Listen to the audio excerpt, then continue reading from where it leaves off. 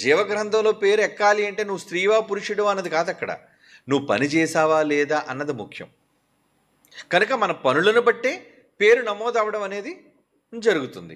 కనుక దేవుడు తన గ్రంథంలో పేర్లను రాసేటప్పుడు క్రియలను బట్టి నమోదు జరుగుతుంది. నువ్వెంత స్త్రీవైనా పనిచేయలేదు అనుకోండి, మీ పేరు లేదు. మీరు ఎంత పురుషులైనా భూమి మీద మీరు పనులు లేవు అనుకోండి, దేవుడి కోసం జీవగ్రంథంలో మీ పేరు ఉండదు.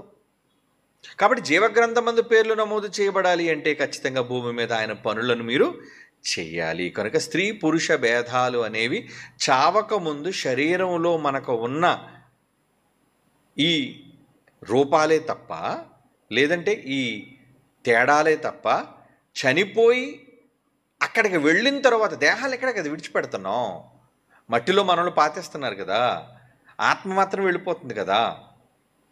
కనుక దానికి భూమి మీద ఉన్నట్లుగా స్త్రీ పురుష భేదాలు ఉండవు. యేసుప్రభు అన్న మాటలను బట్టి కానీ, దేవదూతలు ఉన్న విధానాన్ని బట్టి కానీ మనం అలా ఉంటాం, కుమారులుగా ఉంటాము.